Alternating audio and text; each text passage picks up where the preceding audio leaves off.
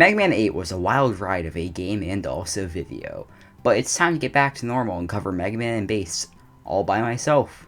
Normal and uneventful Mega Man game with no controversy surrounding it. This is what life's all about. It peaks here.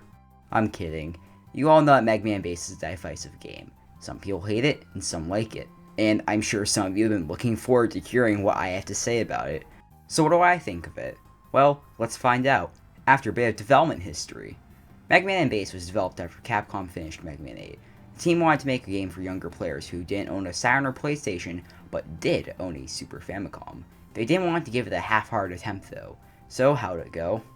Well, were you not listening to the first paragraph?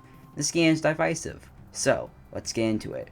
I'm hoping to be surprised by this game to find myself enjoying it. After all, a lot of my opinions on Mega Man games seem to be different from what I hear everyone else say online. I'll be playing a fan translation of the Super Famicom version. Why not the GBA version? I mean, I am a GBA guy after all. Well, I like avoiding screen crunch when I can. If there's a version without screen crunch, I'll play that version instead. This is one of those cases. The game starts by allowing us to select either Mega Man or Bass. What did you expect? Sonic and Shadow, Mario and Bowser, Silent Hill and Loud Hill? Anyway, I selected Bass for my playthrough, while also playing a bit of Mega Man later on just to test the boy out. Bass allows for you to dash, double jump, and also shoot rapid fire shots. I prefer extra mobility, so Bass fits my playstyle pretty nicely. Well, anyway, let's try out the introduction stage, and guess what? The intro stage was kinda boring to me, but it had some fun moments. It at least had some solid platforming. I do hate the drill sections though. Well, we enter the boss fight room, and Pro Man is sliced in half by a new enemy named King. Bass then proceeds to give some dialogue about how he wants to be the strongest robot master, and King is like, "Alright, see ya, dude." And you fight a Green Devil in the boss fight where all you have to do is stand there shooting and sometimes jump, and maybe occasionally move. Not really a good start to the game, but maybe it'll get better. At least it continues with what Mega Man 8 did, and is going with a more unique plot. Well, the game has a unique order of fighting bosses, and if I'm honest, it's cool that they try to change it up a bit, but in reality it does nothing to change the flow of the gameplay. With Mega Man games, you usually just always start with the same robot master that everyone else recommends, and then you just go through the rest. And here, sure, now it's arranged in like this different map pattern, but you're still always going to start with Cold Man. Well, why is that? It's the stage that everyone considers to be the only good one. Since I'm already talking about Cold Man, let's talk about his stage for a bit, since that is where I started. Cold Man stage is kind of just basic and uninspired in pretty much every area of its design. The theme is nice enough, I guess. I mean, it's the ice theme. Those always look nice. Nothing here is really exciting though. At least it is until you get to the boss fight. The boss fight is actually kind of fun in my opinion. It takes a bit. Once you learn how to deal with him, you can have a ton of fun. This and Burner Man were boss fights that I ended up really enjoying. While playing the stage as Bass and then replaying as Mega Man, I thought of something. A lot of the people who are critical of this game's difficulty playing as Mega Man, multiple times, me being able to use Bass's abilities made the game fair as far as difficulty goes. But without Mega Man, you wouldn't have stuff like the double jump. The lack of a double jump would increase the difficulty for first-time players, and add a lot more trial and error, which is a big theme in this game consistently. Often it just feels like the game does tell you, well, jump and find out. You can use the double jump to save yourself. So is that where criticism of the game comes from? Well, yes, and also no. I think this is best demonstrated by the next stage, Astro Man Stage. Astro Man Stage is kind of just a whatever type of Mega Man stage. Nothing here sticks out as painfully annoying or great. I like these floating tiles, but they're never used to their full potential. This thing where you have to do the pattern would be an amazing gimmick, if the patterns are more interesting. The section where enemies pop out randomly is okay enough, and the floating block challenges return, but using Bass's double jump you can pretty much bypass most parts of them. If you're playing as Mega Man though, all of these parts of the stage would be way worse, because you would lack the double jump and dash that make them playable. Speaking of the double jump and dash making stuff playable, the Astro Man Boss fight.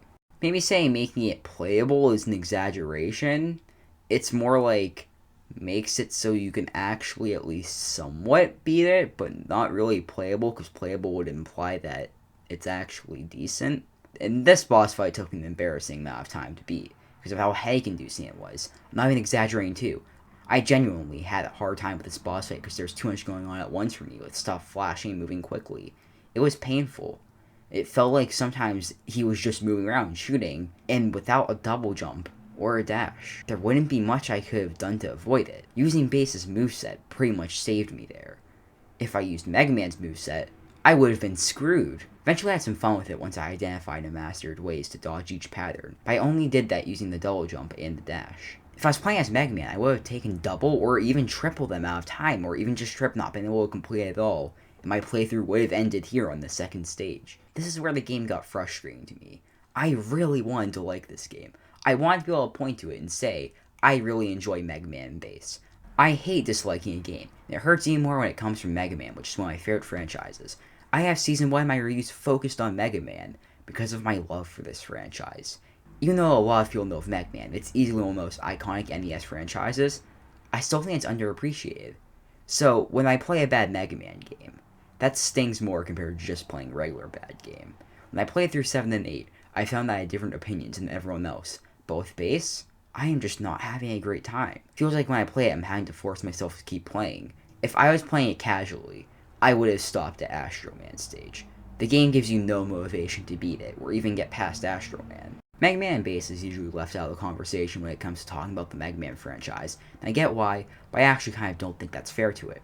I know, wow, Fuse, you're such a hypocrite. You literally just pretty much beat up the game for a couple of paragraphs. You literally just bashed the game super hard. But, hear me out, I think it planted the seeds for later games and had some good ideas. The best idea of this game is 2 playable characters. I love when games allow me to play as different characters, since it can add replay value. That feature will later be revisited in Mega Man 10. A Mega Man game with a harder difficulty sounds sick to me. I love when games challenge me. I think challenging games of fair difficulty can be rewarding to beat. While I don't need every game to crush me down and beat me up, I would so much prefer that to a game just being a cakewalk. No, Mega Man game would literally be challenging yet fair? Mega Man 9. I'm not saying Mega Man Bass did directly influence Mega Man 9 and 10, but a lot of the concepts in this game would later be redone in future games. I called this video Capcom's Frustrating Sin, because Mega Man Bass is frustrating to me. It's not frustrating because the gameplay is hard. No, I could actually put up with that. In fact, I have in this marathon. When a game challenges me, especially a Mega Man game, I keep playing. I love this franchise. No, to me its biggest problem is that it has so many amazing concepts, and that frustrates me. Because of the revamp of the level design, it could be a great game. If I had to revamp Mega Man Bass, here's what I would do. My first idea is that I would just revise the level design, maybe tone down the boss fights a bit to make them a bit more simplistic, except for Burner Man's boss fight. Keep Burner Man's boss fight the way it is. As I found out, people don't like this boss fight, but I actually really enjoyed it. For every other boss, make sure that they keep what works, but then just tone down the difficulty a little bit. Is that easier said than done? Of course it is. But I think the Mega Man team, at the time, or even nowadays, if for some reason this game got remade, could handle the task of revamping the level design. Also, honestly, just cut the boss in the intro stage or make it more fun. If it can't be more enjoyable, just cut it. The intro stage doesn't really need a boss, especially one like this. My second idea is a little more insane and honestly pretty out there, which makes it pretty unlikely, but honestly, I think Bass has a better storyline, so if we cut out playing as Mega Man in this game, make the game focus on Bass's abilities but keep the same storyline, I think that would also have potential to work. Yes, I know, I just praised the game for having 2 playable characters, but I think just having only Bass and making the levels built around him could work too. His moveset is so much fun to use, just give me a reason to use it. Make the level design built just for Bass. Well, since I also didn't talk about the rest of the game, what are my thoughts? Let me go lay down. I like the Robot Master designs, but the rest of the game was either just way too awful and poorly designed, or it was just okay. The 2 highlights to me is that Pirate Man's boss fight was really easy, and Burner Man's boss fight was really fun. The story's ending is also somewhat lame, but it's a Mega Man game, so I wasn't really expecting a masterpiece of a storyline. The main reason I'm not going in depth with this game is just because it would just be like a 30-minute video where I just break down and explain every problem of this game, but then I would just start to repeat myself. And I personally don't think that would be interesting at all. I know it's a way different format compared to everything else I've done this marathon, but I think it fits for Mega Man Bass. In a lot of ways, this is the odd one out. I know that Mega Man 8 is what I even call the odd one out, or the weird one, but Mega Man Bass is just so much weirder, so much more bizarre, that I didn't think it would be fair to this game to just tackle it as another game in the franchise. I wanted to give it something different. Overall, Mega Man Bass isn't some sort of magical game that was just misunderstood at the time. I do think it is flawed, and if you're not a massive Mega Man fan, I don't think you should play it. I think this game does deserve a bit more credit for what it is, though. It was trying to be unique, at a time where Mega Man was criticized for feeling the same and starting to stagnate. Oddly, I ended up walking away from this game with a ton of respect for it. In the heat of the moment whenever I played it, I hate this game, but when I look at it in the bigger picture of this franchise, I have a lot more respect for it now. I wouldn't consider it even close to one of my favorites, but isn't this awful game like I heard? Anyway, that's all for now. I'm Fuse, signing out. See ya.